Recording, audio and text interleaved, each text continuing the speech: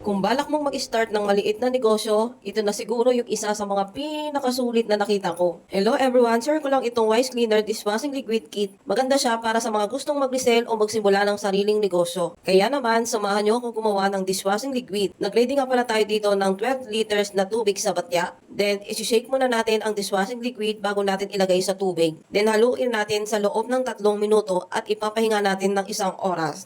At pwede na natin isalin sa pouch. At alam nyo ba, ang gusto ko rito, mura ang package options pero good quality ang dishwashing liquid. Kaya sulit talaga kung may family use man or pang business. Available din po ang iba't ibang package options depende sa needs ninyo. Meron silang kit only, kit with pouches and stickers. Kaya bago umorder, piliin lang kung alin ang package na bagay sa inyo.